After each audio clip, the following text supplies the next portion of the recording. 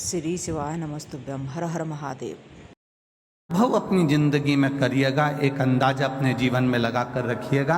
आप शिव जी को देखे कि ना देखे, हमने शंकर भगवान को देखा कि नहीं देखा, पर इतना जरूर है, जो शंकर भगवान के नाम का उच्चारण करता है, जो शिव जी के नाम को पुकारता है या उसके दरवाजे के सामने से भी निकल कर चले जाता है, मेरा देवाधिदेव महादेव एक बार उस पर अपनी कृपा की दृष्टि कर ही देता है। आप निकले उसके द्वार से, स्मरण है।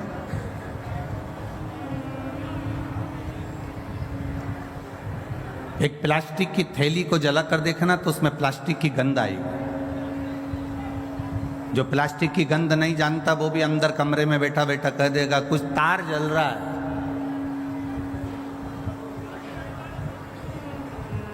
घर का एक साधारण से साधारण बच्चा भी कह देगा मम्मी कुछ जलने की बदबू आ रही है। एक लकड़ी जलती है तो उसकी गंध आती है कि कोई लकड़ी जला रहा है।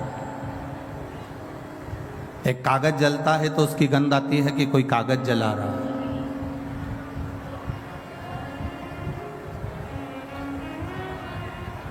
एक वृक्ष की पत्तियां जलती है तो उसकी गंध आती है कि वृक्ष की पत्तियां जल रही। वृक्ष की पत्ती अपनी गंध दुनिया को दे देती है, लकड़ी अपनी गंध दुनिया को दे देती है, प्लास्टिक अपनी गंध दुनिया को दे देता है। जो चीज जल रही है वो अपनी गंध दुनिया को दे रहा है। जैसे प्लास्टिक जलने पर वो अपनी गंध दुनिया को दे देता है, लकड़ी जलने पर वो अपनी गंध दुनिया को दे देता है, पत्ते जलने पर वो अपनी गंध दुनिया को दे देता है। उसी तरह एक शंकर का जो उपासक होता है, शिव भक्ति करने वाला होता है, शंकर का गुणगान करने वाला होता है, शिव मंदिर में जाने वाला होता है, शंकर की भक्ति में डूबने वाला होता है, शंकर के चौखट के सामने से जो निकलने वाला होता है, वो भी चलते चलते अपनी गंध संपूर्ण विश्व में फैला जाता है और उससे ये शिव भक्ति की गंध उसके भीतर से आने लगती है।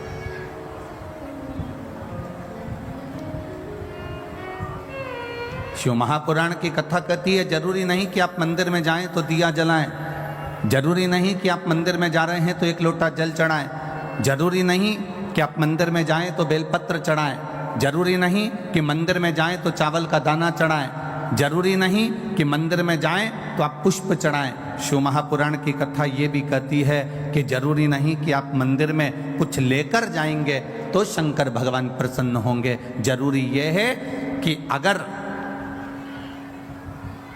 मंदिर में पहुंच भी गए हो और अपने दोनों हाथों का प्रयोग आपने मंदिर की सफाई में भी कर दिया तो वो बेलपत्र और जल चढ़ाने से बड़ा होता है।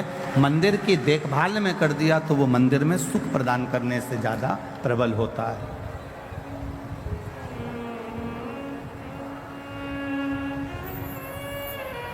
आप गए उसके दरवाजे पर, आप उसके चौखट पर गए, नहीं है आपके पास में एक लोटा जल, नहीं है आपके पास में एक बेलपत्र, नहीं है आपके पास में कोई सामग्री चढ़ाने की, तो भी आप देवाधिदेव महादेव के मंदिर में अगर आपने केवल सफाई ही कर दी है उसमें भी सुख का अनुभव है महाराज। चढ़े हुए बेलपत्र से भी आपने भोलेनाथ जी का श्रृंगार कर दिया, उसमें भी आपका सुख है महाराज। और इतना भी जाने दो, अगर मंदिर के दरवाजे से मंदिर के अंदर प्रवेश भी नहीं कर पाए तो केवल मंदिर की चौखट के सामने से निकलते निकलते उसके शिखर का मात्र दर्शन भी कर लिया तो समझ लो कि हमारी जीवन की सार्थकता हो गई, हमारा जीवन धन्य हो गया।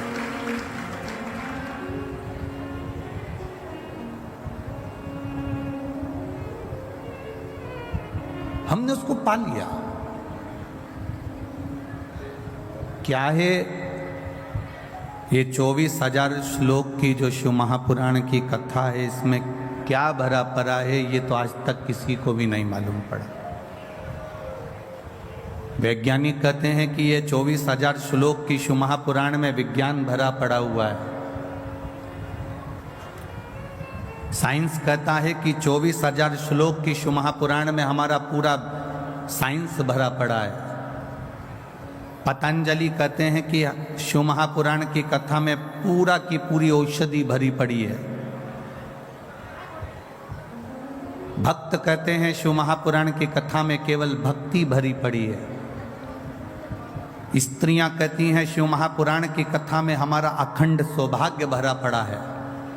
कन्या कहती हैं इस शिव महापुराण की कथा में हमारा सुंदर वर भरा पड़ा है।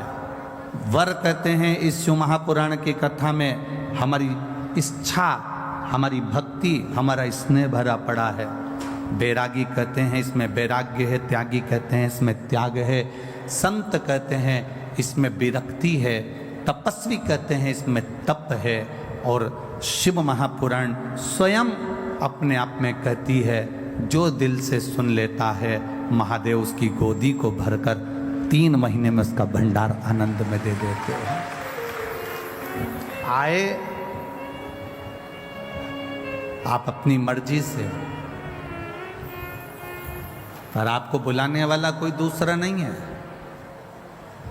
अगर मैनपुरी की इस पावन प्रांगण में बनखंडेश्वर महादेव के मंदिर के प्रांगण में बैठकर अगर आप कथा का रसतत्व का श्रवण कर रहे हो, चौहान परिवार इस कथा का मुख्य यजमान पद ग्रहण कर अगर कथा करवा रहा है, तो ये आपकी एक सुखता, एक आनंदता। बैठो कथा में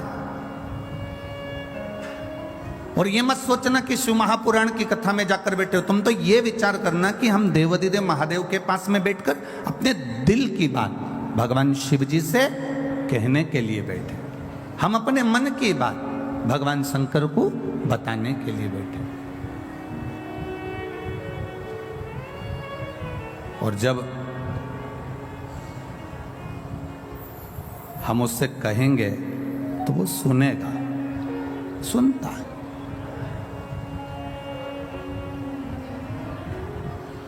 कोई कहे कि गुरुजी पहले दिन की कथा सुनना चाहिए कि दूसरे दिन की कथा सुनना चाहिए कि तीसरे दिन की कथा सुनना चाहिए कि चौथे दिन की कथा सुनना चाहिए, 5वें दिन की सुने, 6ठे दिन की सुने, 7वें दिन की सुने, सुने कब की?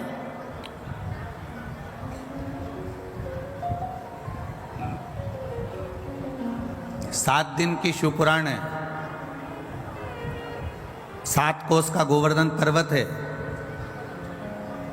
7 वर्ष की अवस्था में भगवान कृष्ण ने पर्वत को उठाया था।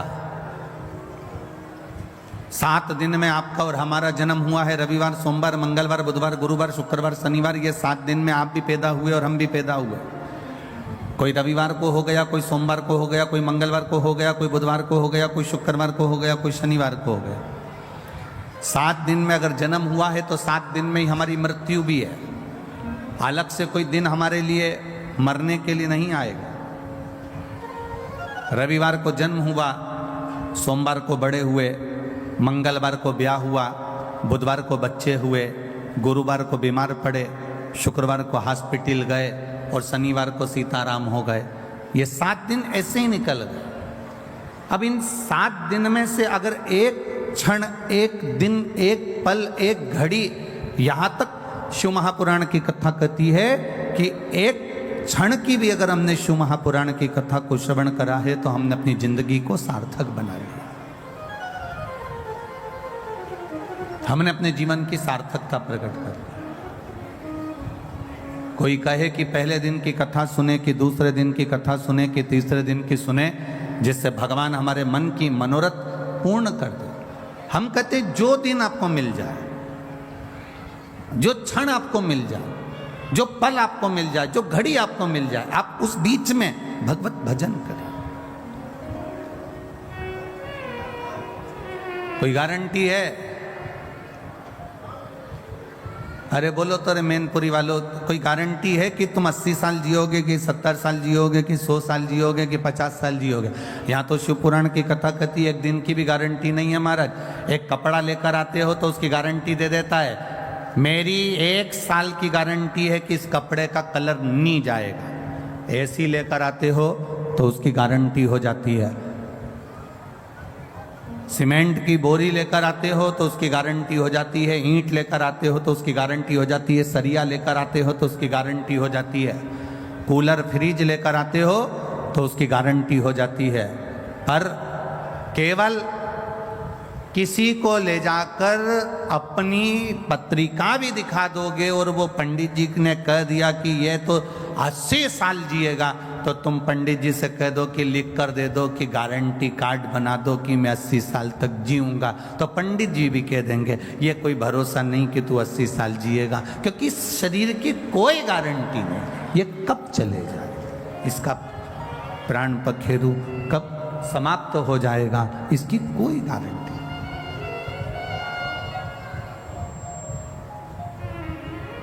कब प्राण छूट जाएंगे, कब चले जाएगा, इसकी किसको गारंटी।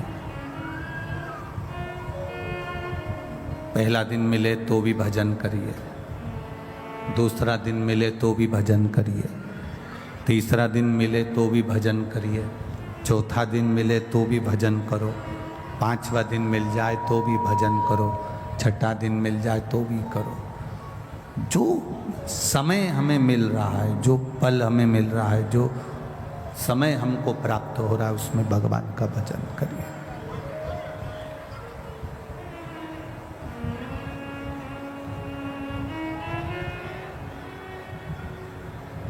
एक देवराज नाम का ब्राह्मण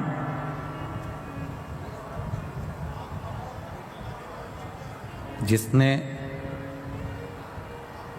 कभी शंकर भगवान के मंदिर का द्वार नहीं देखा,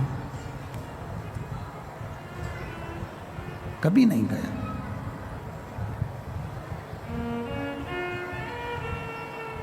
पहली बार चोरी का सामान लेकर शिव जी के मंदिर में पहुंचा, पहली बार।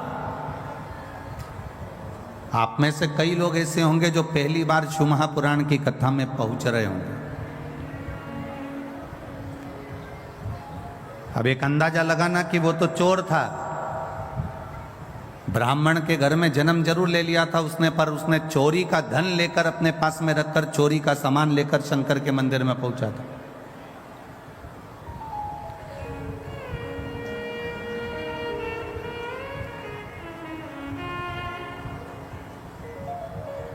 आप में से कई लोग ऐसे हैं जो पहली बार शंकर जी के मंदिर में आ गए होंगे, पहली बार शिव महापुराण की कथा में गए होंगे। कई लोग पहली बार शंकर की कथा को सुनने के लिए इस पंडाल में बैठे होंगे, कई लोग।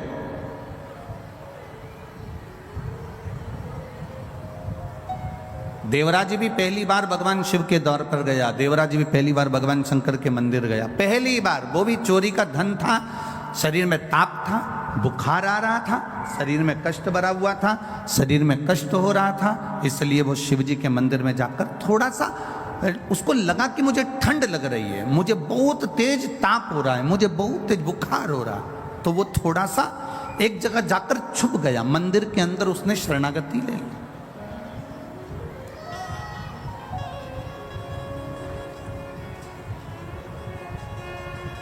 कैसे भी गया, पर गया तो शिव के मंदिर में, कैसे भी पहुंचा पर गया तो भगवान शंकर के मंदिर में। अधिक मास की कथा कहती है, आप लोगों ने श्रवण किया होगा। अधिक मास की कथा में वर्णन आता है राजा बलि का जो चरित्र है।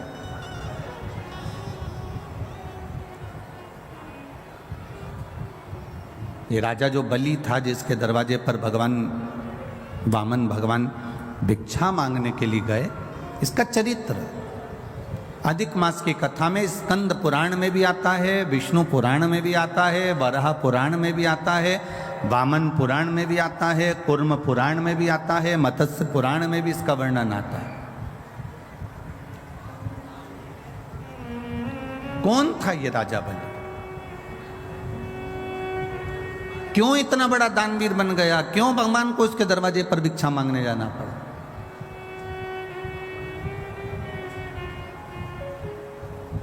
एक जुआरी था, ये बहुत बड़ा जुआरी, केवल जुआ खेलता था।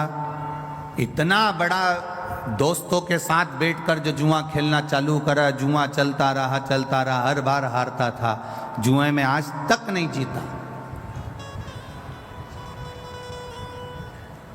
कभी उसने जुए में विजय प्राप्त करी ही नहीं, कभी जीत ही नहीं पाया। जितने लोग आस्था चैनल पर कथा सुन रहे हैं, जितने फेसबुक यूट्यूब पर कथा सुन रहे हैं, और जितने इस मैनपुरी के पावन प्रांगण में, वनखंडेश्वर मंदिर के इस पावन प्रांगण में कथा सुन रहे हैं, बड़े सावधानी से सुनिएगा। कभी नहीं जीता, जुआरी था। अब जुए में लिप्त रहा करता था, जुआ खेला करता था, जुए में लगा रहता था। एक दिन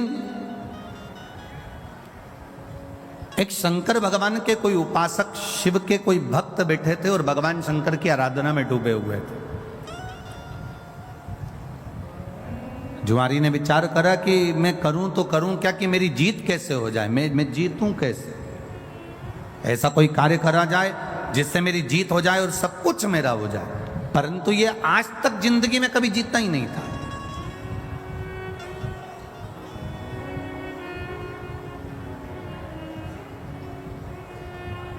कभी कभी भगवान की ऐसी कृपा हो जाती है, प्रभु की ऐसी दया हो जाती है कि अगर किसी सेठ जी के यहाँ कोई द्वारपाल काम कर रहा है, कोई एक साधारण सी किसी मंत्री के यहाँ, किसी कलंतरी के यहाँ, किसी संतरी के यहाँ, बहुत बड़े ऑफिसर के यहाँ अगर कोई एक व्यक्ति साधारण सा बेचारा चौकीदारी करता है, कोई काम करता है, कोई साधारण कार्य में लगा रहता है, कभी शिव की उपासना, कभी जीवन में उसकी धर्म पत्नी ने अगर भगवान शंकर की भक्ति करी होती है, शंकर की आराधना करी होती है, शिव तत्व को जाना होता है, तो कभी कभी ऐसी कृपा हो जाती है किसी किसी के यहाँ चौकीदारी करने वाला एक साधारण सा व्यक्ति भी कब राज सिंहासन पर जाकर बैठ जाता है, लोगों को मालूम ही नहीं पड़ पाता।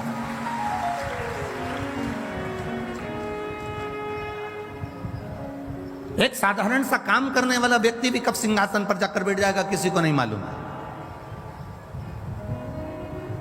ये उस शिव की कृपा होगी, ये देवाधिदेव महादेव की करुणा है, ये उनकी दया है, ये उनकी उदारता है। अब जुआरी ने विचार करा कि मेरे पास में मैं बार बार हारता हूं। आज तक जुआरी जीता ही नहीं था, आज तक नहीं जीता। आज पहली बार मंदिर के सामने से जा रहा था, संत आंख बंद करके बैठे हुए थे, उनके पास में उनका कमंडल रखा हुआ था, एक छत्र रखा हुआ था, उन्हीं के पास में एक सुंदर सा आसन रखा हुआ था। अब जुआरी ने विचार करा कि संत नेत्र बंद करके बैठे हैं, क्यों ना इनका सामान चुरा लिया जाए, क्यों ना इनका सामान चुरा लिया जाए। बहुत सारे लोग आएंगे कथा में,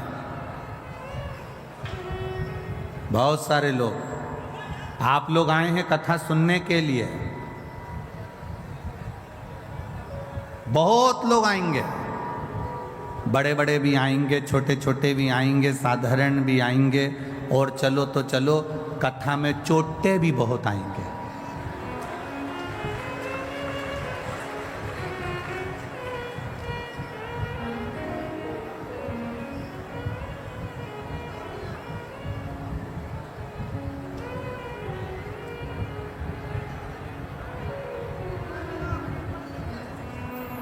दो लोग बहुत जल्दी गायब होते हैं महाराज।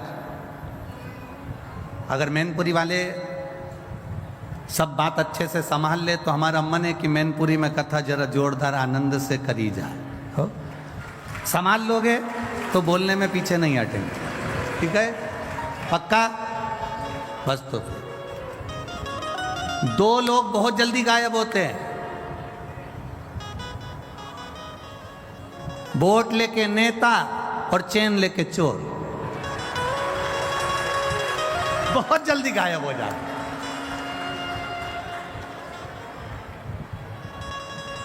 अब मिलेगी क्या? एक वीडियो किसी मीडिया वाले ने बड़ा बड़ा भाव से डाल दिया, एक वीडियो डाला उन्होंने कि बेचारी कल वो शोभा यात्रा निकल रही थी और उसमें 2 माताओं की कोई चेन कट गई होगी, वो रो रही थी, तो उनका वीडियो खूब चला और वो रो रही हैं और उनका चेन चली गई, उनकी चेन चली गई। अब इतनी आप लोग टीवी पर कथा सुनते हो, इतनी बार आप कथा में जाते हो, हमने हर बार टीवी पर कथा में कहा, बोला कि नहीं बोला? ईमानदारी से बोलो रिजीजियो, क्या बोला था? सोने की कोई रकम लेकर कथा में मत जाओ, कीमती सामान लेकर कथा में मत जाओ, अपना कोई सामान लेकर कथा में मत जाओ, केवल अगर लेकर जाना तो 2 पानी की बोतल लेकर जाओ और अपने बैठने के लिए अपने को कोई दवाई वगैरह, वैसे तो शिव महापुराण में किसी चीज की जरूरत नहीं पड़ेगी, ये विश्वास रखिए देवादिदेव महादेव से। पानी की 2 बोतल साथ में लेकर जाओ और बन सके तुम्हारे घर में अगर रोटी थोड़ी 2-4 ज़्यादा बना लो, तो तुम जहाँ बैठकर कथा सुनती हो अपनी पड़ोसन के लिए, कोई बाहर से कथा सुनने के लिए आया है, उसके लिए 4 रोटी अचार ऐसा बांध कर लेकर आओ और उसका मुंह झूठा करा कर जाओ। इतना जरूर हम शिव पुराण में कर।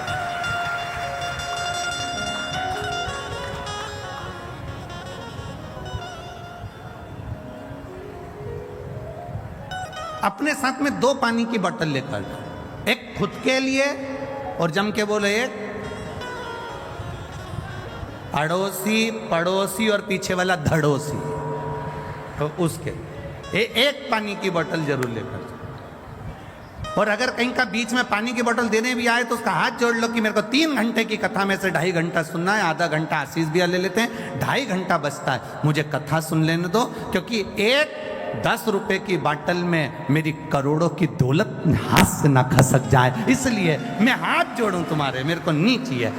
आप अपनी पानी की बोतल अपने पास रखो, मुझे तो केवल कथा सुनना है। बड़ी मुश्किल से मैनपुरी में आई है ये देखो, एक लड़की ने तो बीच बीच में 7-7 दिन के व्रत करे थे मैनपुरी में कथा के लिए, और अभी भी 7 दिन से ये छोटी सी कन्या 7 दिन से कुछ नहीं खाया है, व्रत करके बैठी है केवल मैनपुरी की कथा के लिए। कहाँ है बच्ची वो? बुलाओ उसको, आओ।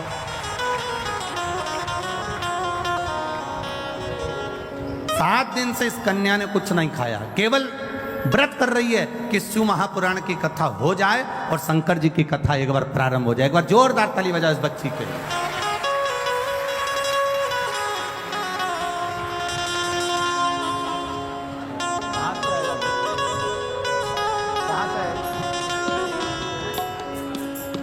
गाजियाबाद से ये बेटी आई है, जोरदार ताली बजाएं इसके लिए। बहुत बहुत सारा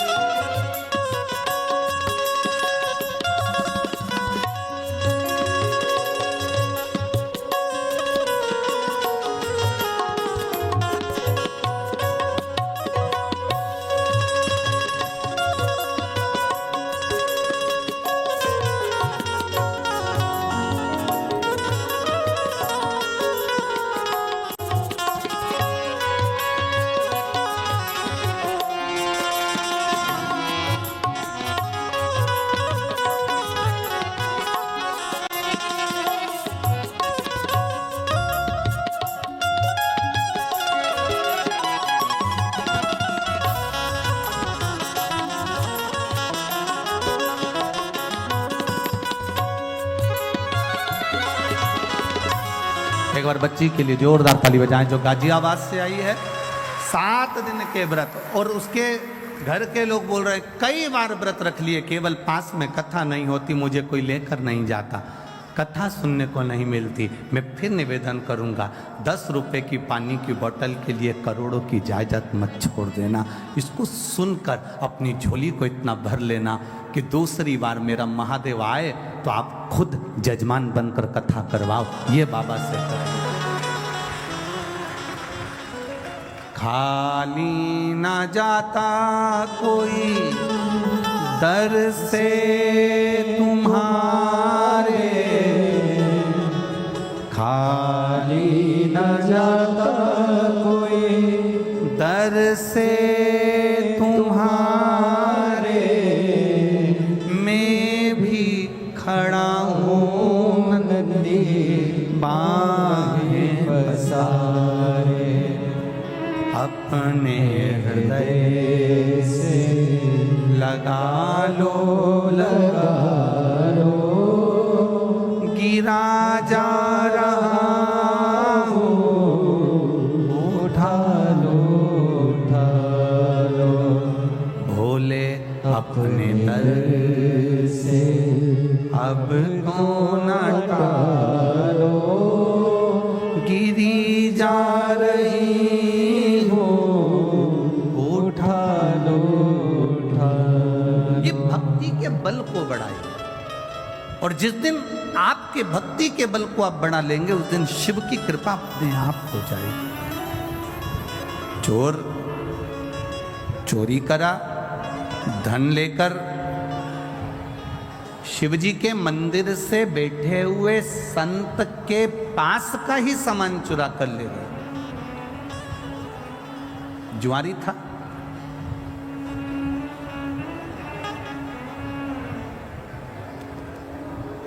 कमंडल, छतरी, आसन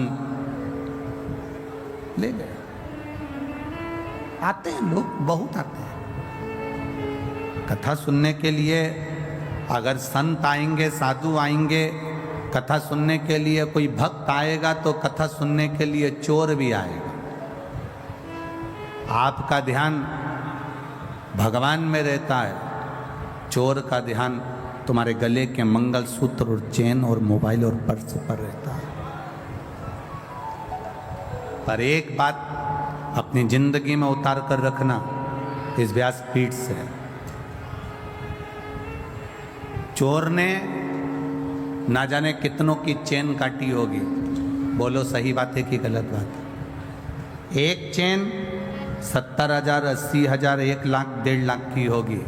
ऐसी उसने ना जाने कितनों की चेन काटी होगी, तो भी आज तक चोर करोड़पति नहीं बन पाया।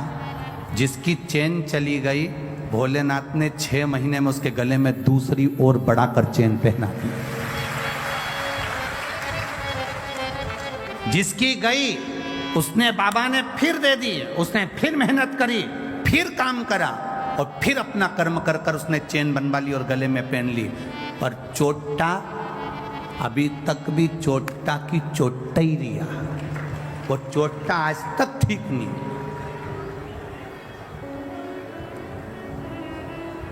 कोई सोने का सामान लेकर मत जाओ। अगर आए हो कथा में तो हम तो बाबा से मिलने के लिए आए, हम बाबा से मांगने के लिए आए, हम बाबा से अपने दिल की बात कहने के लिए आए। दिल की बात।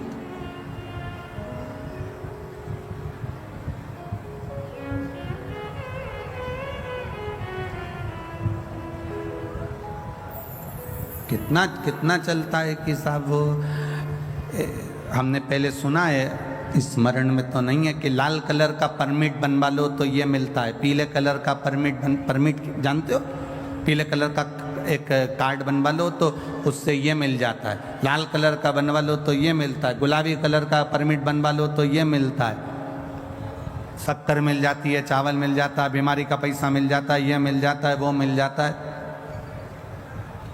एक परमिट पीला कलर का बनवाया तो ये मिल जाएगा, गुलाबी कलर का बनवाया तो ये मिल जाएगा, लाल कलर का बनवाया तो ये मिल जाएगा। शिव महापुराण की कथा कहती है एक परमिट तुम्हारे शंकर की भक्ति का भी बनवा लो, क्योंकि वो अंत समय तक चलता है, जब तक तुम्हारी श्वास चलती है, अंत समय तक वो देता।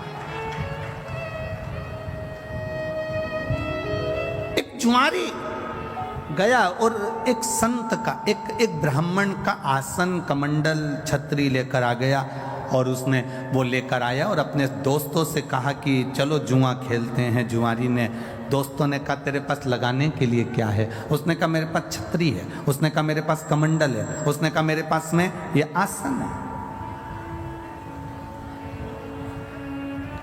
दोस्तों ने कहा फिर ले आया थोड़ा बहुत सामान। चल बिठाओ, जिंदगी में आज तक जीता तो है ही नहीं, हारेगा। सब बैठ गए, जुआ चालू हुआ। दोस्तों ने अपनी अपनी जिंदगी की पूरी कमाई उस छाता कमंडल आसन में लगा दी और आज ऐसा योग बन गया कि जुआरी जीत गया। और जुआरी जीत गया, खूब पैसे वाला बन गया, पैसे वाला बन गया। तो जब व्यक्ति के पास में धन बढ़ने लगता है, जब व्यक्ति के पास में थोड़ी सी संपदा बढ़ने लगती है, तो उसके 3 मित्र बन जाते हैं। पहला ताली, प्रशंसा करने वाले। दूसरे नंबर का थाली, होटल में खिलाने वाले। तीसरे नंबर का प्याली, मदिरा पिलाने वाले। ये उसके 3 मित्र बन जाते हैं। इसके बन गए। प्रशंसा करने वाले इसके मित्र बन गए। बहुत बढ़िया, कितना पैसा है तेरे पास में, कितनी दौलत है तेरे पास में। लोगों ने इसको होटल में खिलाना चालू कर दिया। अब इसके पैसे से होटल का माल खाना चालू कर दिया। नशे में धुत रहने लगा और नशे में रहते रहते, होटल में खाते खाते, नशे में रहते रहते एक वेश्या के संग पड़ गया।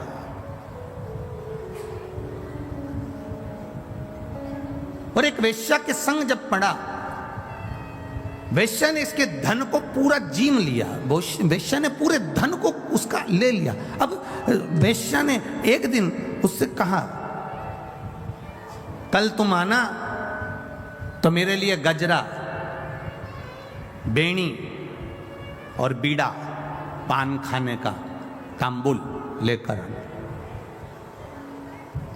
जुआरी ने कहा ठीक है, कल मैं आऊँगा तो लेकर आऊँगा। अब जुआरी इतना नशे में हो गया, इतना नशे में हो गया, इतना नशे में हो गया कि गजरा, बेणी, पान, बीड़ा उसके हाथ में था और चलते चलते नशे में गिर गया। गिरा तो सब जमीन पे गिर गया, मिट्टी में हो गया। मिट्टी में हुआ तो इसको थोड़ा सा होश आया। होश आया, इसने सोचा कि मैं वेश्या के घर जा रहा था, सारा की सारा मेरा गजरा, बेणी और ये बीड़ा, ये पान सब खराब हो गया, तांबुल।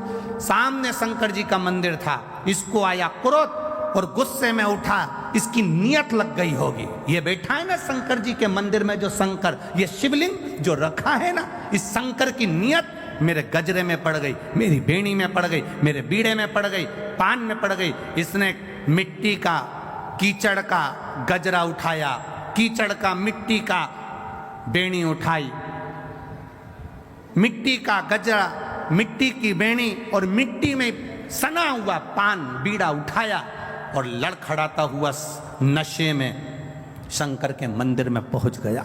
शिवलिंग के सामने खड़ा होकर और सब उठाकर शंकर भगवान के शिवलिंग पर फेंक दिया। ले तू खा ले।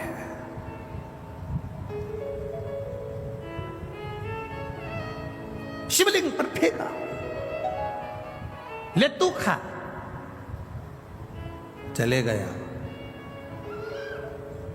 2-3 साल निकल गए। 3 साल के बाद ये मर गया, प्राण छूट गए। गया ऊपर, यम की कैद, यम की सभा में पहुंचा।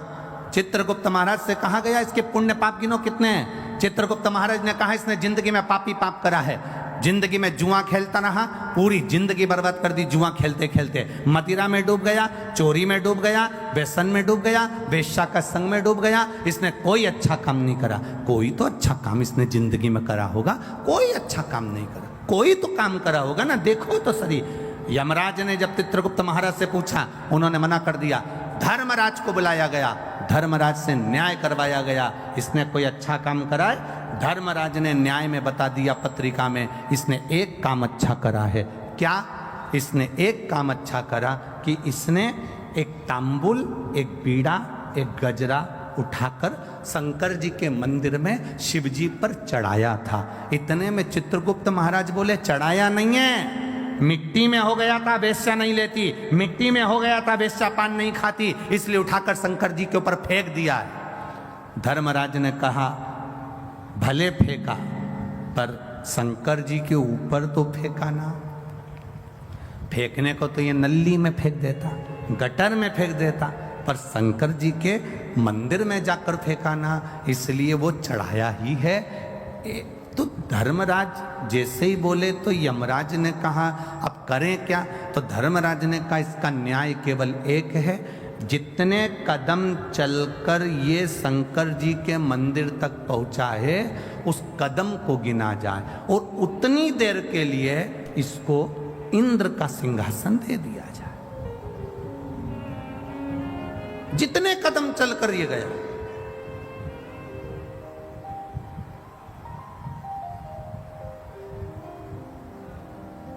जितने कदम चलकर ये गया है उतने कदम के लिए इसको, अब उसके कदम किने गए?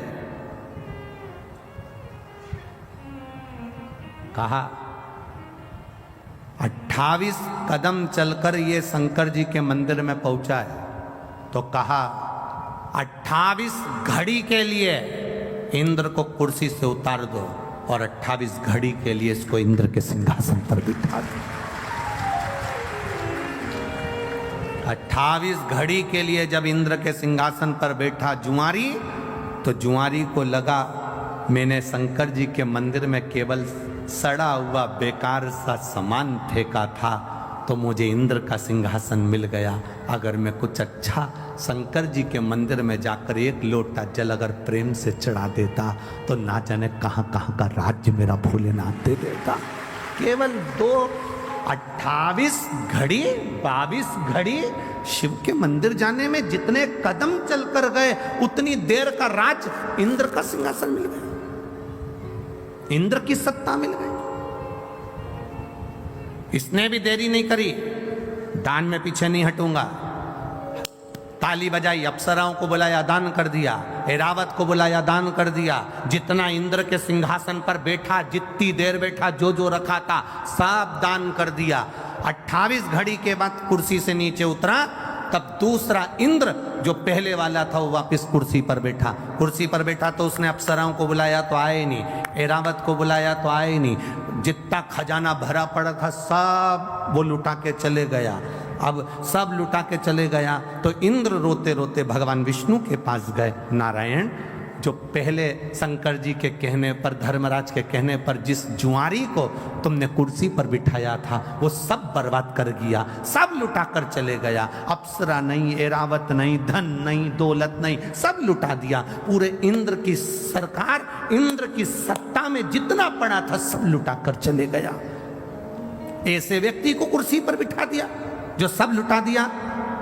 भगवान नारायण ने कहा, अरे इंद्र, जो तू इतने सालों में नहीं कर पाया वो 28 घड़ी में करके निकल गया। 28 घड़ी करा और निकल गया। जो तू इतने सालों से नहीं कर पाया, अपनी सत्ता रहे, वैभव रहे, सालों साल चलती रहे, जो इतने वर्षों से नहीं कर पाए, कोई उस कुर्सी पर जब बैठता है तो बैठने पर फिर वो जब लुटाना चालू करता है, बात का नहीं सोचता कि खाली होगा दूसरा बैठेगा तब देखा जाएगा। अभी तो दोनों हाथों से कर्म करने का मौका मिला है, अच्छा करते चल, सत्कर्म करते चल,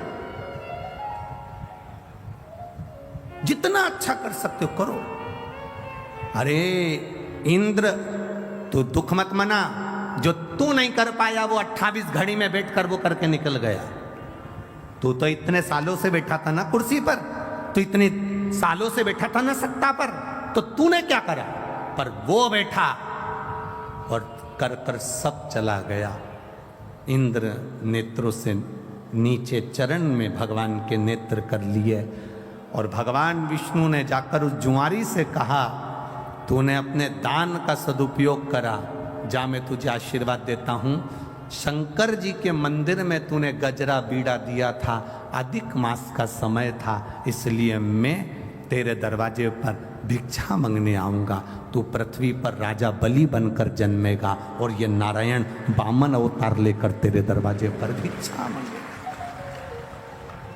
अधिक मास का महीना। बहुत हंसते हैं लोग, कावड़ यात्रा लेकर जाने वाले कावड़िया जितने होते हैं, गंगा जी का जल लेकर जाने वाले, 2 लोटों में जल भरकर लेकर जाने वाले, शंकर जी को जल चढ़ाने वाले पर, कावड़ियाओं पर दुनिया के लोग हंसेंगे, अपशब्द कहेंगे, ताना देंगे, आड़ा टेढ़ा बोलेंगे।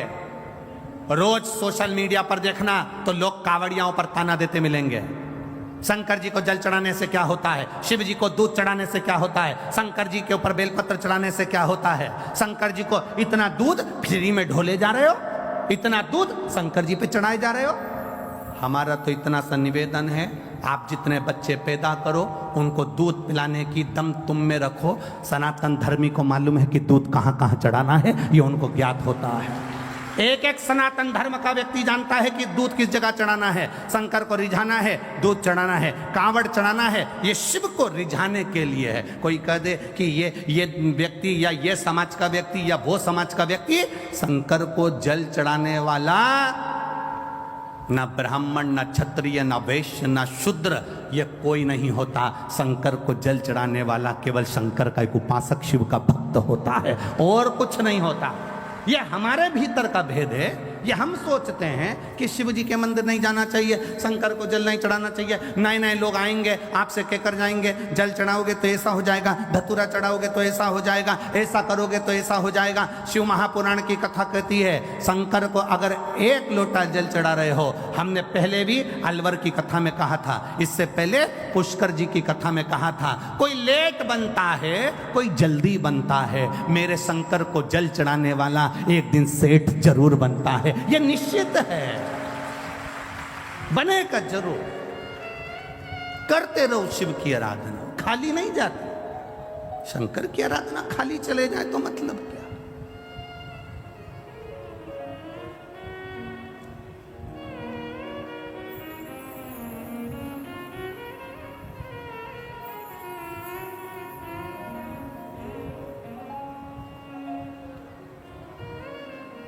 महाराज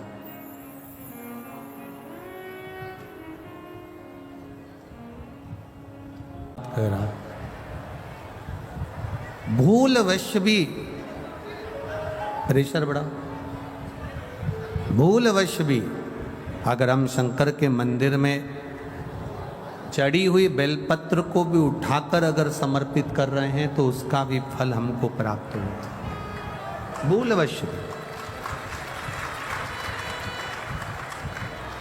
एक पत्र आया है, उस पत्र में किसी ने लिखा, ध्यान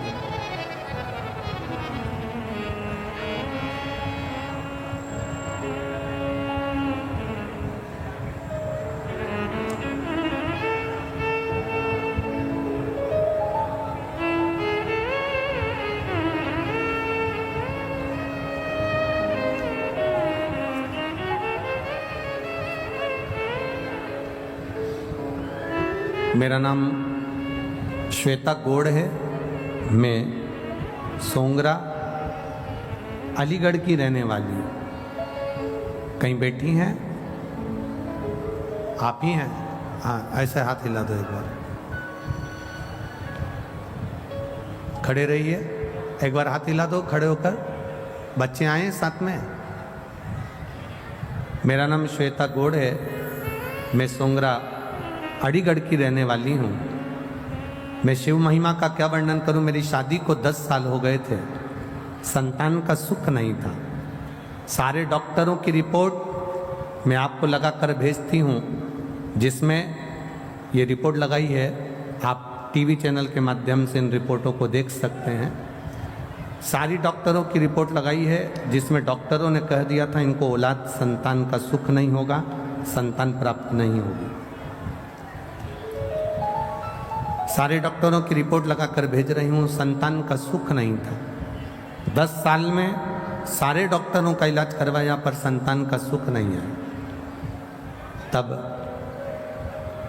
किसी के कहने पर मैंने आपकी शिव पुराण की कथा सुनना चालू करी और पूरे टीवी के सामने आसन बिछाकर 3 घंटे तक आपकी पूरी कथा सुनी और बाबा से टीवी के सामने ही भगवान से निवेदन किया, बाबा मेरी गोदी जरूर भरना, डॉक्टर के हिसाब से मुझे संतान नहीं हो सकती, आप कृपा करना। आपने कथा में आंकड़े की जड़ का प्रयोग बताया, मैंने वो प्रयोग करा और प्रयोग करने के ठीक 3 महीने का आप बोलते हो पर समय तो निकल गया था, पर 4 से 5 महीने में मेरा गर्भ ठहर गया और बाबा की कृपा से मैं गर्भवती हो गई।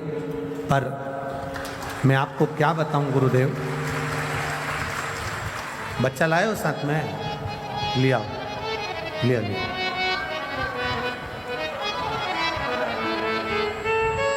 बाकी सब बैठे रहो, कोई भी खड़ा नहीं।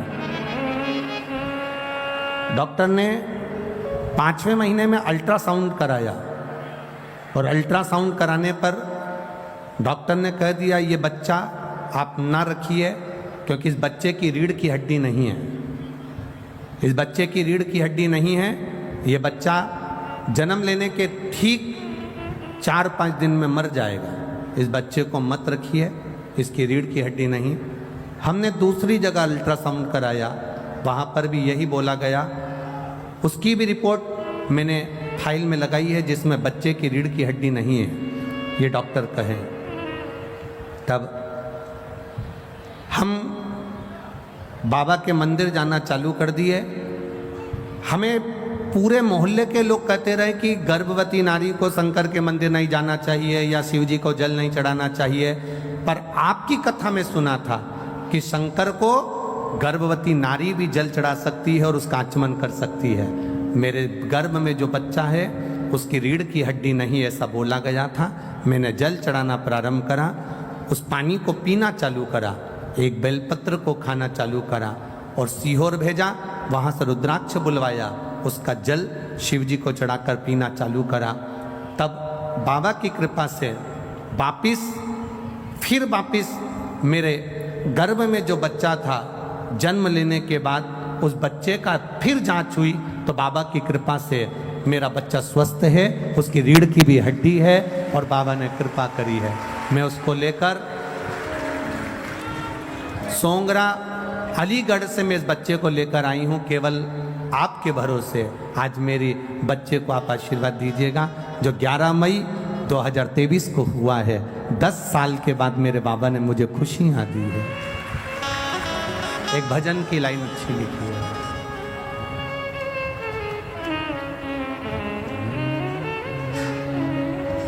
अरे लुटा दिया भंडार काशी वाले। मैनपुरी वालों आता है क्या? आप लोगों को गाना आता है? एक लाइन प्रेम से, म्यूजिक नहीं बजेगा।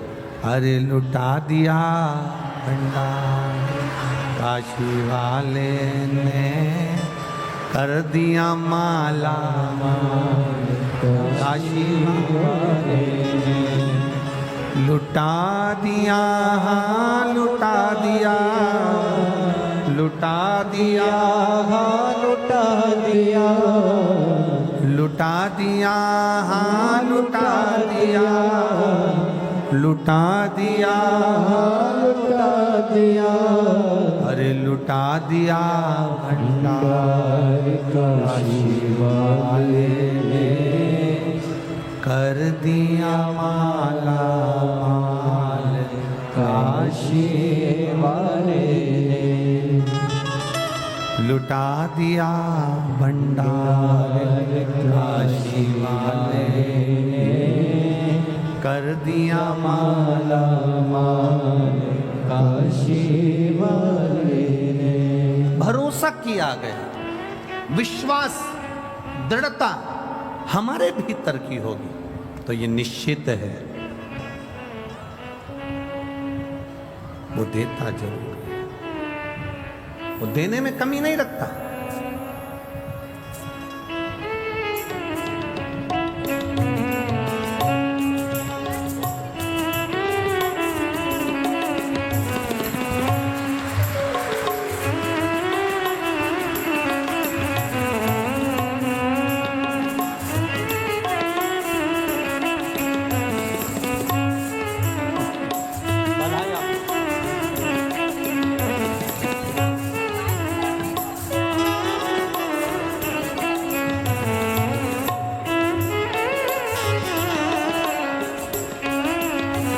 ये जो इस बच्चे का बहन जी का भतीजा है, इस भतीजे का भी ट्यूमर हो गया था, पर बाबा की कृपा से आज ये बच्चा, कृपा से, शिव कृपा से, बाबा की कृपा से, ट्यूमर होने के बाद भी बाबा ने इसको बचा कर रखा है। यही शिव तत्व की प्राप्ति। बहुत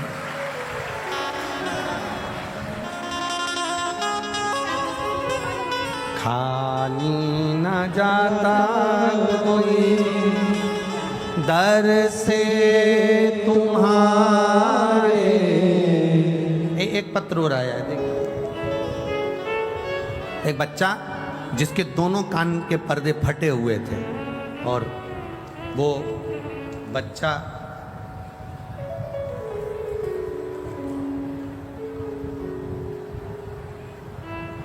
कहाँ बैठा है, कोई पत्र ढूंढना पड़ेगा। वो बच्चा कहाँ है जिसके कान के पर्दे फटे हुए हैं दोनों, और डॉक्टर ने कहा था कि ऑपरेशन होगा और वो ऑपरेशन भी 18 साल की आयु में होगा, अभी नहीं होगा। कहीं बैठा है क्या? कहीं बैठा हो तो हाथ हिला देना बाबू। कहीं बैठा है? डॉक्टर, उसका पत्र ढूंढना पड़ेगा हमको। देखो 18 साल की आयु में डॉक्टर ने कहा था इसके कान के ऑपरेशन होगा, इसके पर्दे फट गए, सुनाई नहीं देता था और कान के पर्दे पूरे फटे हुए थे। इस बच्चे ने शिव जी के मंदिर में 1 लोटा जल चढ़ाना चालू करा। इस बच्चे का नाम है प्रणव मिश्रा, उम्र 13 वर्ष, 81, मंडल विहार, बरेली, उत्तर प्रदेश से आया है, जिसका मोबाइल नंबर ये। कहीं बच्चा बैठा है क्या? कहाँ गया? अच्छा आप ही हो, दौड़िया, जल्दी आ, जल्दी आ, भग गया। अब सुनाई दे रही है अच्छे से? हाँ भग गया, भग गया, भग गया, आजा। इस बच्चे को डॉक्टर ने कहा था ऑपरेशन होगा इसका, पर 18 साल के बाद होगा। मेरी उम्र 13 साल की है गुरुदेव, डॉक्टर के हिसाब से मेरे पर्दे कभी ठीक नहीं होंगे, ऑपरेशन होगा तब होंगे। मैंने भी जल चढ़ाना प्रारंभ करा, 1 लोटा जल बाबा को चढ़ाता, वही पानी शंकर जी के सामने पी लेता और बाबा के गले लग कर आ जाता। मेरे कान के पर्दे डॉक्टर ने कहा पूरे अच्छे हो गए, उसका छेद समाप्त हो गया और मैंने सुनना चालू कर दिया।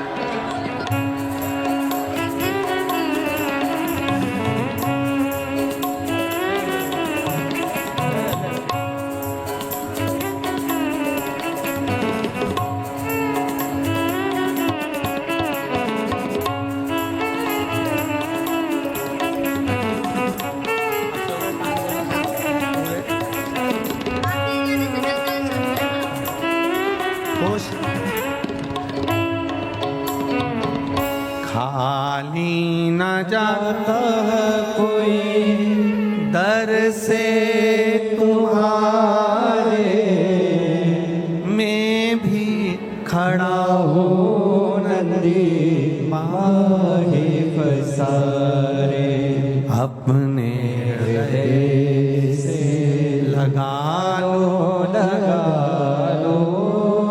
कि राजा रहा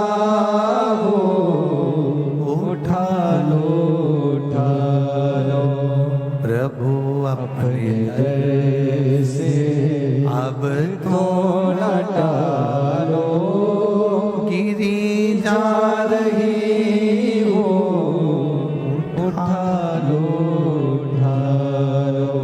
करुणा सागर है, आप करो उस पर भरोसा, आप करो उस पर विश्वास, और जब हम विश्वास पूर्ण करते हैं, भरोसा पूर्ण करते हैं, तब शिव मिलता जरूर है, मिलता। और ये भरोसा आपको करना पड़ेगा शंकर पर। सियोर वाले महाराज से कोई मतलब मत रखना, सियोर वाले मिश्रा जी से कोई मतलब नहीं, आपका मतलब होना चाहिए शंकर जी से और शंकर जी का आपसे। हम तो कथा कर कर चले जाते हैं, आप शिव की भक्ति में जब रमेंगे, कथा के पंडाल हम फिर कह दें, ये पंडाल नहीं है कथा का, ये कथा का पंडाल नहीं है। हम तो ये कहेंगे कि ये जैसे जैसे एक फ्रीज होता है और फ्रीज में दूध रख दो सड़ता नहीं है, थोड़ा डीले कम करो, दूध रख दो सड़ता नहीं है, फल रख दो बेकार नहीं होता, सब्जी रख दो बेकार नहीं होती।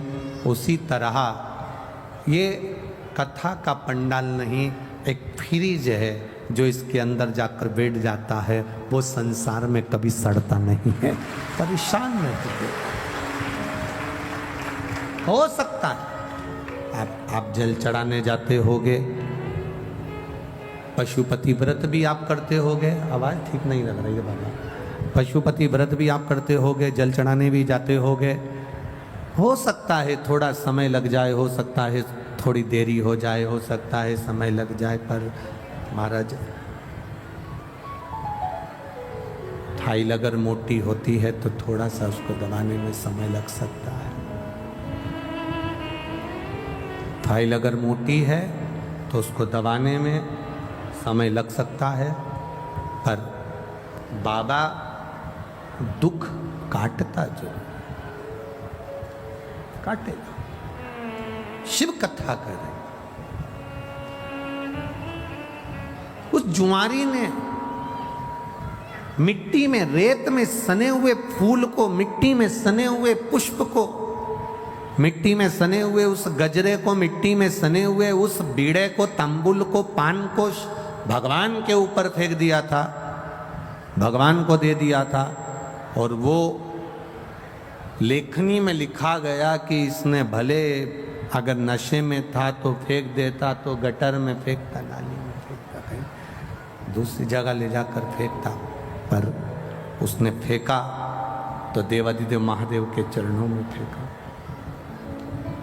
शिव जी के पास, भगवान शंकर के पावन चरणों में फेंका। करो आराधना। देवराज नामक का ब्राह्मण जो कभी शिवालय नहीं गया, कभी शंकर के दरवाजे नहीं गया, कभी शंकर के द्वार नहीं गया, कभी शिव तत्व को उसने जाना नहीं, कभी शंकर जी के द्वार नहीं गया, शंकर जी की चौखट पर नहीं गया। पहली बार चोरी का सामान ले जाते चोरी के सामान को लेकर शिवालय में पहुंच गया, क्योंकि शरीर में कष्ट था। शिव ने साथ लिया, भगवान देवादिदेव महादेव ने साथ लिया। एक कोई वक्ता बैठकर कथा का रसतत्व ग्रहण करा रहे थे, ये भी वहीं बैठा हुआ था।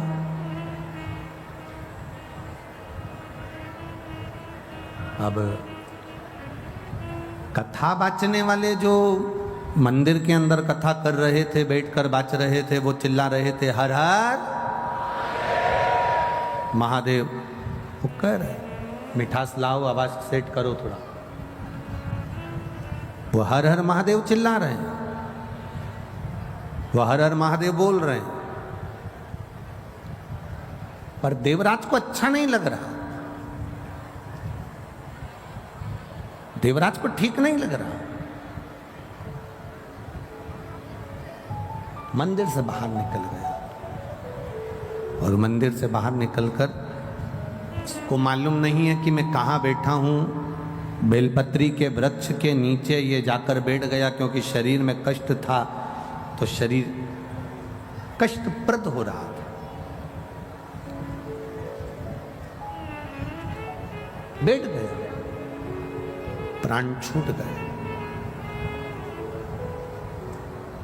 वो एक भजन पहले आप लोग गाया करती थी माताएं, इतना तो करना स्वामी जब प्राण तन से निकले, गोविंद नाम लेकर प्राण तन से निकले। ये आप गुनगुनाया करते थे, आप बोला करते थे। देवराज के साथ में वही हुआ। शिव जी के मंदिर में बैठा, शरीर में ताप था। शिव महापुराण की कथा को 2 क्षण, थोड़ी सी देर की कथा उसके कानों में गई थी। बाहर निकला, बेलपत्री के वृक्ष की छांव में बैठा था और उसके प्राण छूट गए। शिव महापुराण कहती है, भगवान शंकर का संवाद कहता है, शिव महापुराण की कथा कहती है, भगवान शंकर की पावन चरित्र कह रहा है, कथा कह रही है। भूलवश भी, अनायास,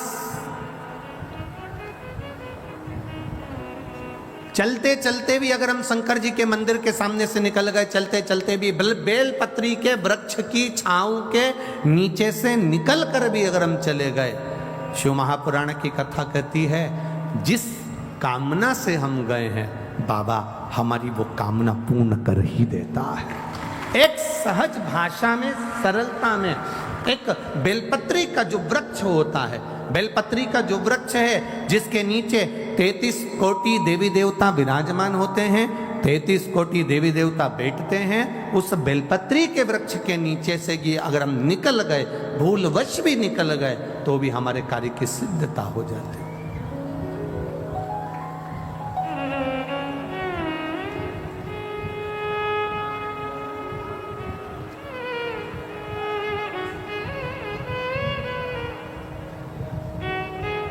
देखिए,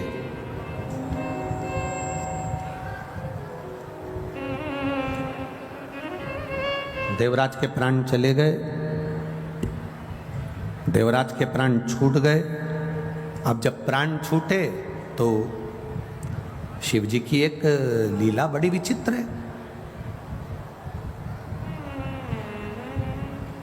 भगवान का नाम लेने वाले के जब प्राण छूटते हैं तो उनको लेने के लिए भगवान नारायण के पार्षद पहुंचते हैं।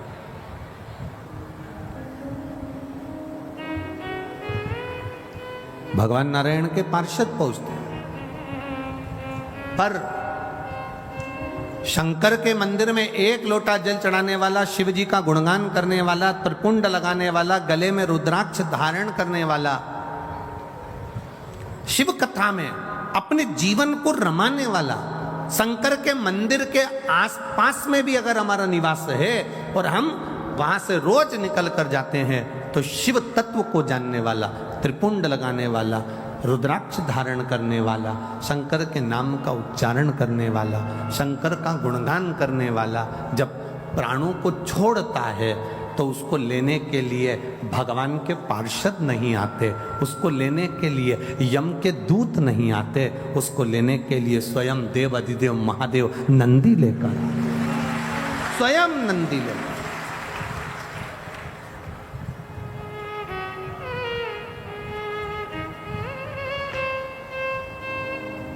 ये एक रिश्तेदारी मजबूत बनाने का क्रम है। यहाँ जहाँ से वीआईपी लोग अंदर प्रवेश करते हैं ना, यही दरवाजा है ना, अरे बोलो तो जम के, हाँ, तो यहाँ पर से जब वीआईपी लोग अंदर प्रवेश करते हैं और कोई को अंदर नहीं आने दिया जाता है तो वो तुरंत कह देती है, लगाऊं अब भी फोन, अब भी फोन लगाऊं क्या? अब वीआईपी लोग अब वो बोल दे कि तुम्हारा कार्ड दिखाओ ना, दिया होगा ना बैठने के लिए, वो कहाँ है? मैं घर भूल आई, दिखाऊं? बोल रही हूं ना मैं, मेरे को अंदर जान दे। बोला कि नहीं बोला मैंने?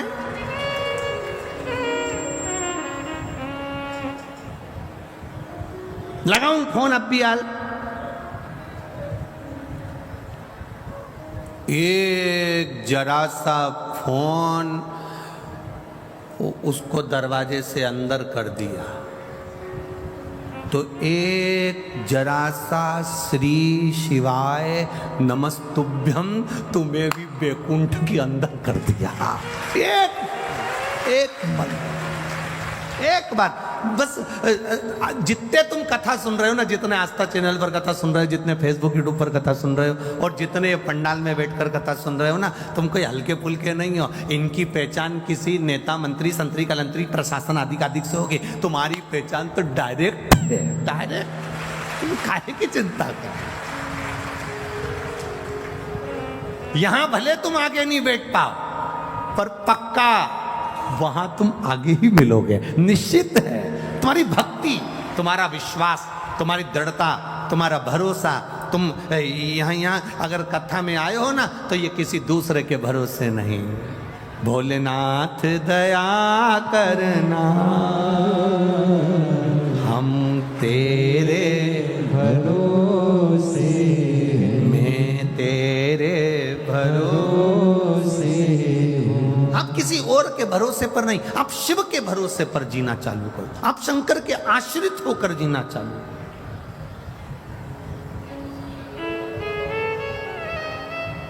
और जब शिव के आश्रित होकर जियोगे तो एक सुख का अनुभव अपनी जिंदगी में कर लो।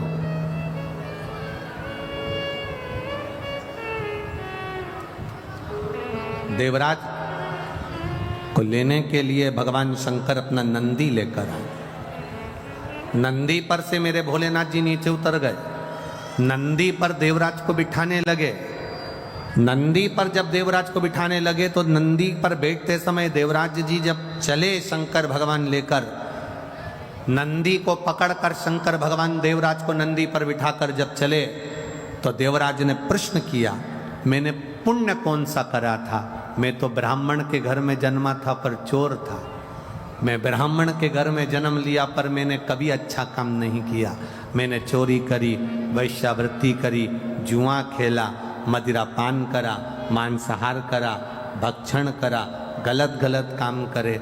फिर मैंने पुण्य कौन सा कर दिया जो मैं शंकर भगवान आपके नंदी पर बैठकर कैलाश धाम जा रहा हूँ? मैंने पुण्य कौन सा करा? शंकर भगवान तो नहीं बोले, नंदी कह दिया। भृंगी, श्रृंगी, नंदी तीनों ने कहा तूने पुण्य नहीं करा। तेरी बूढ़ी माँ रोज शंकर जी के मंदिर में 1 लोटा जल चढ़ाने जाती थी, शिवालय में 1 लोटा जल चढ़ाने जाती थी। जो नारी शिव के मंदिर में 1 लोटा जल चढ़ाती है वो 7 पीढ़ी अपनी नहीं, 71 पीढ़ी मायके की और 71 पीढ़ी ससुराल की तार देती है। 7 पीढ़ी तक का भाव नहीं कहा गया, यहाँ 71 पीढ़ी का भाव कहा गया। 1 पीढ़ी नहीं, ना जाने कितनी पीढ़ियां। यदि हम जा रहे हैं मार्ग से जाते जाते अगर हमारा चित्त, हमारा भाव शुद्ध है वो मिलता है, मिलेगा। आप लोग इतनी दूर दूर से, कोई ना जाने कहाँ से, कोई ना जाने कहाँ से आया होगा, गाड़ी से आए होगे, तो ईमानदारी से बोलो, तुम हर कोई सा ड्राइवर लेकर आ गए क्या? जिस ड्राइवर पर तुम्हारा भरोसा होता है, जो ड्राइवर समय पर पहुंचा दे, जिस ड्राइवर ने रास्ता देखा हो, जिस ड्राइवर को अच्छे से गाड़ी आती हो, पंचर मंचर हो जाए तो सुधार दे, गाड़ी गड़बड़ हो तो संवार ले, ऐसे ड्राइवर को साथ लेकर चलती हो। बोलो सही है कि गलत है?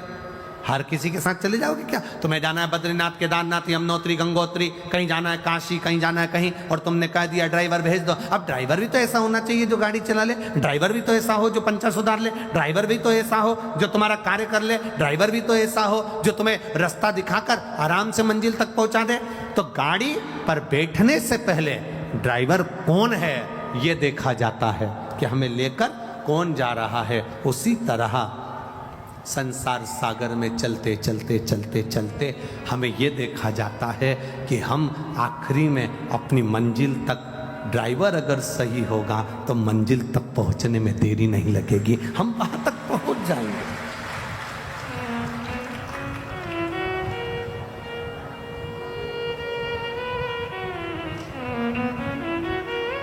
इतने लोग शिव महापुराण की कथा में आते हैं। ये समिति जब सीहोर आई थी, श्री बनखंडेश्वर धाम कमेटी जब सीहोर आई कार्यक्रम लेने के लिए, जब बहुत पहले की कथा की बुकिंग है ये, तो जब ये लोग सीहोर आए थे तो इन्होंने कहा था कि हम पंडाल लगाएंगे बड़े बड़े और 7 दिन में हमें उम्मीद है वो पूरे भरा जाएंगे।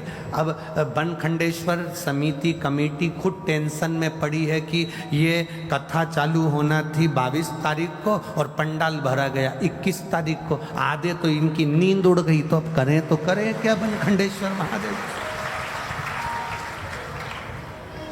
और पूरे ग्राउंड में जितने अंदर हैं उतने बाहर टकटका कर खड़े हैं, नेत्र लगा लगा कर। जितने अंदर बैठे हैं तीनों पंडाल में उतने। और ये पंडाल तो जाने तो वो एक सामने भोजन का पंडाल बनाया था, भोजन का पंडाल, उसमें भी भरे पड़े।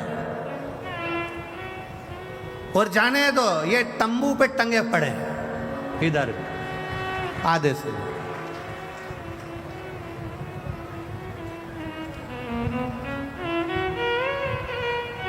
अब बनखंडेश्वर धाम कमेटी को निवेदन है, कल पंडाल की व्यवस्था बढ़ाएं जिससे भक्तों को बैठने में तकलीफ ना हो, जिससे ज़्यादा से ज़्यादा लोग आराम से बैठ सकें, भक्ति के बल बढ़े।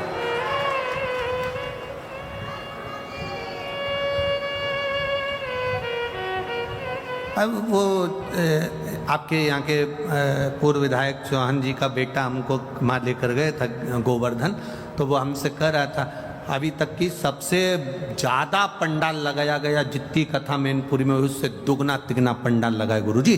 7 दिन में देखना तिगना पंडाल चुगना पंडाल लगाया अभी तक की कथा का। अब चौहान जी से कहेंगे अब कल की फिर तैयारी करो, अभी कल की फिर तैयारी। अरे ये शंकर के भगत हैं। कई बार कथाओं में प्रशासन हमसे पूछता है कितने आएंगे, हमने कहा ये तो भगवान की बारात का मालूम नहीं है, शंकर जी व डमरू खड़काते हैं, ये कहीं से भी निकल कर आ जाते हैं। अब इनका करे तो करे। ये स्वयं अगर ये बनखंडी महादेव मंदिर समिति वालों से पूछा जाए कि कितने लोग आएंगे कथा में, कितनी व्यवस्था करना है, कितनी लेट बात लगाना है, कितनी पानी की व्यवस्था करना है, प्रशासन की व्यवस्था क्या करेगी, ये लाइट की व्यवस्था कैसे होगी, मेडिकल की व्यवस्था कैसे, अब ये पूछेंगे कि कितनों की व्यवस्था करें। अब बारात में लड़की वाले लड़के वाले से कह देते कि 150 लेके आना, 100 लेके आना, अपन 10-20 ज़्यादा मान कर चल लो। पर यहाँ तो अंदाजा ही नहीं रहता ना कि कितने लेके आना। यहाँ तो केवल शिव पुराण की कथा चालू हुई और ये ना जाने कहाँ कहाँ से दर्रे में से निकल के पता ही नहीं पड़ता कहाँ से। और कहीं कहीं की तो इतनी समझदार आती है, अपने पूरे बैग में सारा सामान भी लेके आती है, और इतना सामान लाती है कि खाने का तो लाए समझो, कथा चालू होने से पहले अपना डेंटिंग पेंटिंग का भी पूरा लाए, अब पूरा सामान उसमें लेके बैग के अंदर। और एक हमने तो आज ही कथा में देखा, हमारे को क्या मालूम था, वो तो कथा में देख रहे हैं हम चलते चलते। एक इतना बड़ा गोल गोल कुछ था कपड़े जैसा, उस इतना बड़ा डब्बा भी था, उसमें से ऐसे निकाली, ऐसा करी वो। तो हमने सोचा हो सकता है मैनपुरी में ऐसा होता हो कि कथा में ये सब चीज कर। अरे बोल बम का नारा है, आवाज नहीं आई है, जरा दमदारी से बोलो, बोल बम का नारा है। ये शिव तत्व है महाराज, ये भक्ति है। तो ये यहाँ जितनी आए ना ये सब फ्री होके आए, घर पे भी कह के आए, तुम चिंता मत करना, कथा होते सी भोजन की पूरी व्यवस्था है,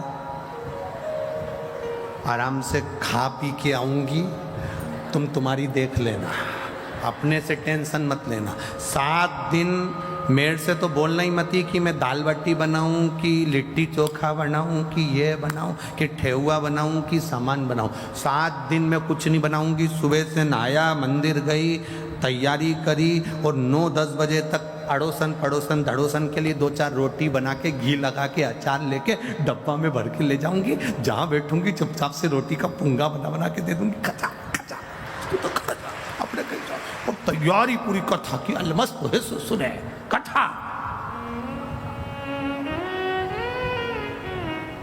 और सुनो रे मैनपुर वाले, ए मैनपुरी वालों, दिन में अगर दर्शन करने नहीं आ सको तो इन भक्तों का रात को दर्शन करने आना, भजन में डूबे हुए मिलेंगे, भजन में डूबे, ये अपनी मस्ती में डूबे हैं। ये इनको ये जितने शंकर के भक्त आए, इनका लोग मुंह झूठा कराते हैं, इनको बिस्कुट खिला दिया, पानी पिला दिया, कोई पूड़ी बांट रहा, कोई सब्जी बांट रहा, कोई चना बांट रहा, कोई पोहा बांट रहा। इनका मुख झूठा कराने वाले का 3 महीने में बाबा क्या क्या दे देता है, ये अंदाजा अलवर वालों से पूछना और पुष्कर वालों से पूछना, क्या दिया मेरे भोलेनाथ, क्या दे दिया, ये वही जान सकता है। ये शिव के उपासक है, अविरल भक्ति इनके अंदर। देवराज ने कहा ये बताओ कि मुझे कैलाश धाम क्यों ले जा रहे हो? एक कारण है तुम्हें कैलाश धाम ले जाने का, क्योंकि तुम्हारी माताजी जल चढ़ाती है। घर का एक व्यक्ति अगर जल चढ़ा रहा है तो वो हमारी कई पीढ़ियों को तार रहा है।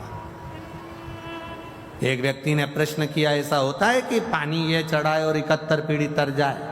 हमने कहा आज भी होता है। घर में बेटा जन्म लेता है तो 4-5 पीढ़ी में सावड़ लग जाती है। बोलो सही है कि गलत है? अगर कोई घर में मरता है तो उसकी 5-7 पीढ़ी में सूतक लग जाती है। बोलो सही है कि गलत है? सूतक लग गई, वो मर गया, बच्चा हो गया, सावड़ लग गई। 4-5 पीढ़ी में जब मरने की सावड़ लगती है जब मरने की सूतक लगती है, जन्म की सावड़ लगती है, तो फिर चढ़ाए हुए लोटे का पुण्य भी तो खाते में लगता होगा। 7 पीढ़ी 71 पीढ़ी के खाते में वो पुण्य भी तो जाता होगा। वो पुण्य कहां जाता होगा?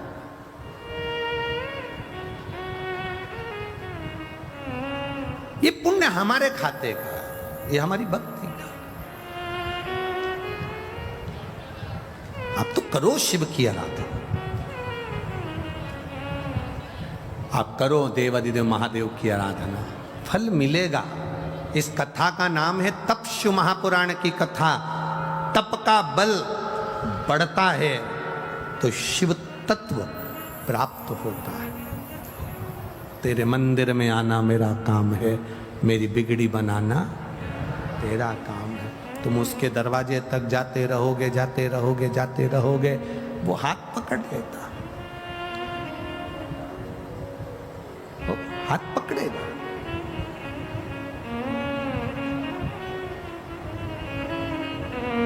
उसकी अविरल भक्ति हमें सुख प्रदान कर देगी।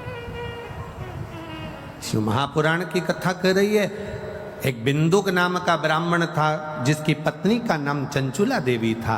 चंचुला पतिव्रता धर्म का पालन करने वाली थी, पर पति को कभी अधर्म करने से रोकती नहीं थी।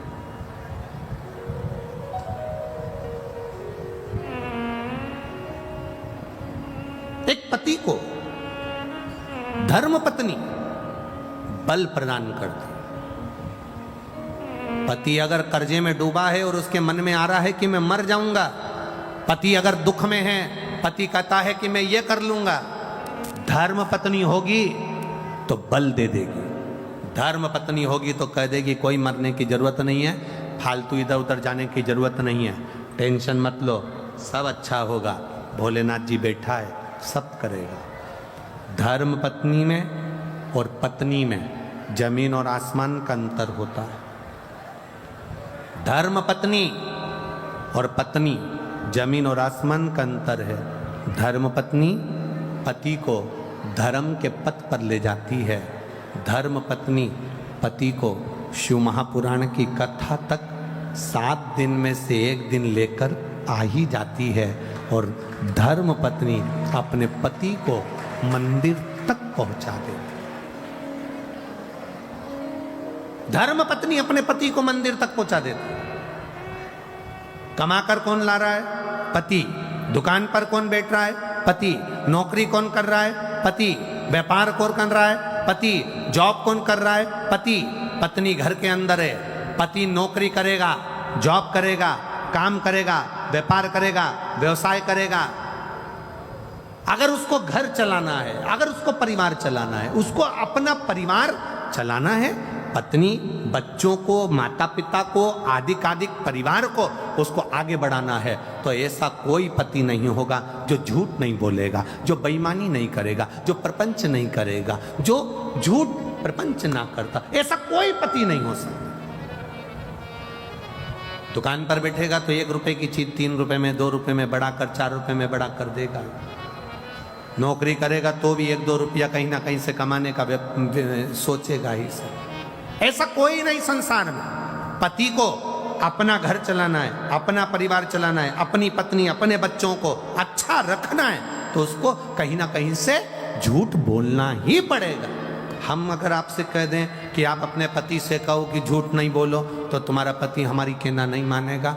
हम आपसे इतना कहते हैं कि वो उसका काम है व्यापार करना, उसका काम है सर्विस करना, उसका काम है नौकरी करना, उसका काम है घर को संभालना, उसका काम है घर में कोई भूखा ना सोए, उसकी व्यवस्था पति को करना पड़ती है। तो धर्म पत्नी का फर्ज है कि पति के हाथ में 1 लोटा जल भर कर दे और कहे शंकर जी के मंदिर तक जाओ। क्यों? क्योंकि ये जो तुम झूठ बोलते हो, तुम कमा कर लाते हो, तुम्हारी कमाई का भोग, तुम जो कमा कर लाते हो, तुम जैसे कमा कर लाते हो, उस कमाई का भोग तुम्हारी पत्नी भी भोगेगी, तुम्हारे बच्चे भी भोगेंगे, तुम्हारे माता पिता भी भोगेंगे, तुम्हारी बहन भी भोगेगी, तुम्हारा भाई भी भोगेगा, तुम्हारा परिवार भी भोगेगा। तुमने जो कमाया उसका भोग तुम्हारा पूरा परिवार भोगता है। पर किस तरह से कमाया, कितना झूठ बोलकर, कितना प्रपंच कर कर, कितना गलत कर कर, किस तरह से कमाया, उसका भोग ना पत्नी भोगेगी, ना बच्चे भोगेंगे, ना परिवार भोगेगा, उसका भोग तुम्हें अकेले को भोगना पड़ेगा। इसलिए धर्म पत्नी का फर्ज है एक लोटा जल देकर शंकर के मंदिर में भेजे, क्योंकि वो अगर थोड़ा झूठ बोल भी लेता है, मेरे महादेव को जल चढ़ाने से उसके पाप समाप्त हो जाएं, और वो जब जाए तो उसको भी सुख का अनुभव हो। ये धर्म पत्नी का लक्ष्य है।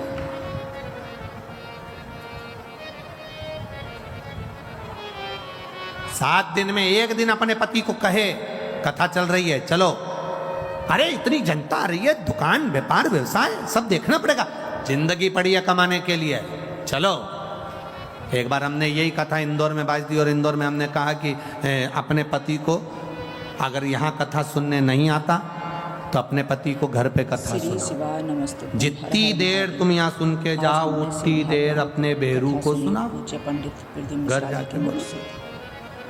अब एक नई नवेली बहू थी, शादी के केवल 8 महीने हुए थे, और वो भी कथा में आके बैठ गई थी, और उसने कथा सुन ली, और वो भी घर पर जाकर कथा सुनाने लगी। चौथे दिन की कथा थी और उसका पति कथा में आ गया, उसने लेटर लिखा और कथा में उसका पति आया, उसने कहा मेरा पति आज कथा में आया है, जिंदगी भर नहीं आया, वो उस प्रणाम करना चाहता है, वो कह रहा है मुझे बेलपत्री चाहिए, कथा सुनकर वो प्रसन्न है। हमने कहा भेजो उसको, बुलाया। हमने उससे पूछा पति से, तो 3 दिन कथा में नहीं आया, आज चौथे दिन कथा में कैसे आया? उस पति ने कहा गुरुजी ईमानदारी से बोलो। मैंने कहा बोल। वो बोला रात्रि में 9 बजे से 12 बजे तक सुनने से अच्छा है दिन में 2 बजे से 5 बजे तक सुन लो, क्योंकि ये पूरी रात बैठ के कथा ही सुनाती रहती है। सियोर वाले महाराज जी ने ऐसा बोला था, सियोर वाले महाराज जी ने ऐसी कथा सुनाई थी। आज देवराज की कथा कही थी, बिंदु की कथा कही थी। मैं मोबाइल देखूं तो उठा के धर दे, कथा तो सुन लो।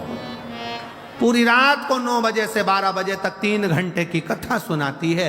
तो मैंने भी सोच लिया रात को सुनने से अच्छा है दिन में ही चले जाऊंगा, कथा सुन जाऊंगा। आप भी निवेदन है 7 दिन की कथा में अपने पति को जितनी कथा आपको याद रहे, परिवार को, कुटुंब को, मोहल्ले को, रिश्तेदारों को, यहां से जाते जाते घर पे बैठकर कथा का स्मरण करिए। आज हमने ये सुना था, अपने जीवन में उतारना है। पति से भी कहो मैंने कथा में ये सुना था, रोटी बनाते बनाते, भोजन बनाते बनाते कथा का मनन चिंतन करो। जब पूरे घर में कथा की चर्चा चलती रहेगी, स्मरण चलता रहेगा, तो शंकर जी को लगेगा ये मेरा परिवार है, और मेरा परिवार है तो उस पर कृपा की दृष्टि मेरा शिव कर ही देगा। वो करेगा जो अकाल मृत्यु वो मरे, जो काम करे चंडाल का, काल उसका क्या बिगाड़े जो भक्त हो महाकाल का। जो शिव का उपासक होता है वो भय नहीं खाता है।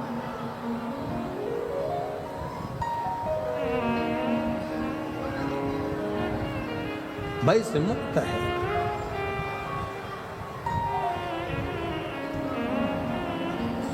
इसीलिए शिव कथा कहती है, इसलिए शंकर भगवान का पावन चरित्र कहती, अपनी भक्ति अपना इसमें।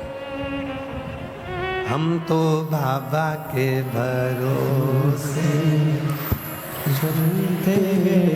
वाह, मैनपुरी वाले बड़ा समझदार हो रहे तुम लोग को, एक एक गाना रटा हुआ, भजन एक एक। ब्राह्मण कुल में जन्म लेने के बाद अच्छा कर्म नहीं करा। चंचुला देवी धर्म पत्नी है, समझाती पति को पर समझाई नहीं। पति जो कमा कर लाया उसके भोग में लगी रही पर समझाया पति को नहीं। आप सबसे निवेदन है, पति का काम है कमाना, पर धर्म पत्नी का काम है उसको धर्म का पथ दिखाना। आप उसके कमाए हुए धन का भोग तो कर लोगे, पर उसको भी तो सही मार्ग पर लाना पड़ेगा। आप मत बोलो कि आप दुकान पर झूठ मत बोलो कि ये मत करो कि वो मत करो, पर इतना जरूर कहो कि शिव के मंदिर में जाना चालू करो। वो कहे कि मैं दुकान जाऊं कि मंदिर जाऊं, एक छोटा सा झोला बना दो, उसमें एक पानी की बोतल, एक छोटा सा तांबे का लोटा उसके झोले में रख दो, कहना मंदिर, दुकान जाते जाते शंकर के मंदिर पर गाड़ी रुको और बोतल में से पानी लेकर शिव जी को पहले चढ़ाओ, आचमन करो और बाबा को प्रणाम कर कर फिर दुकान पर जाओ, तो दुकान भी 4 चौगनी चलना प्रारंभ हो जाएगी। बाबा से प्रार्थना, शिव से निवेदन। चंचुला देवी ने निवेदन नहीं करा, बिंदु प्रेत योनि में पड़ गया, प्राण छूटे, मरने पर प्रेत की योनि मिल गई। प्रेत योनि में पड़ा, चंचुला देवी के जब प्राण छूटे तो वो शिव जी की भक्त बनी, बाबा से प्रार्थना किया कि मेरे पति को मुक्ति दीजिए। तुम रुका जी से शिव महापुराण की कथा श्रवण करी। ईश्वर जी गोरा जी गणा गोर बनकर शिव पार्वती चले। तुमरू का नाम कोई साधारण नाम नहीं है। जिस नारी का गर्भ नहीं ठहरता, 20 साल 25 साल 30 साल भी अगर शादी के हो गए, संतान नहीं है, डॉक्टर मना भी कर दिए, तब मेरे बाबा पर भरोसा करना प्रारंभ कर दो। शंकर के मंदिर में जाकर जल चढ़ाना प्रारंभ कर दो, आचमन करना प्रारंभ कर दो। एक बेलपत्र बाबा को कहकर, बाबा अब मुझे डॉक्टर मना कर दिया पर संतान देगा तो तू देगा, बाबा से प्रार्थना करना प्रारंभ कर दो। सफेद आंकड़े की जड़ नारी 7वें दिन रजो धर्म के बाद, तब वो सफेद आंकड़े की जड़ पति पत्नी दोनों लाएं, शिव जी का नाम लेकर सुंदर आनंद से तुम रूका जी का नाम लेकर शिव जी पे से 21 बार उतार कर लाल धागे में शंकर भगवान के शिवलिंग का दर्शन कर कर दोनों पति पत्नी सामने हो और पत्नी अपने कमर पर उस सफेद आंकड़े की जड़ को बांधे। बाबा से प्रार्थना रोज जल चढ़ाते समय करे, बाबा मेरी झोली खाली है, 20 साल हो गए, 25 साल हो गए, 10 साल हो गए, संतान नहीं है, बाबा आप कृपा करना। लगे रहो, फाइल अगर मोटी है छुपाने में समय लगेगा, अगर दुख बड़ा है काटने में समय लगेगा। 1-2 महीने जाने से काम नहीं चलेगा, जाते रहो उसकी चौखट पर, वो झोली जरूर भरेगा, निश्चित है। बोल तुम रुकेश्वर महादेव की जय। तुम रुका जी का नाम लेकर भगवती स्मरण, तुम रुका जी। ये तुमरू का नाम कोई सहज नहीं है, हजारों बीमारियों पर भारी पड़ता है तुमरुकेश्वर नाम, तुमरू का नाम। कल हम वर्णन करेंगे जिसकी किडनी लीवर में अगर तकलीफ हो जाती है या कैंसर जैसा रोग भी डॉक्टर बता देते हैं, या नारी के गर्भ अवस्था में गांठ पड़ जाती है बच्चेदानी में भी, तो उसमें तुमरुका जी के नाम का मात्र एक आप प्रयोग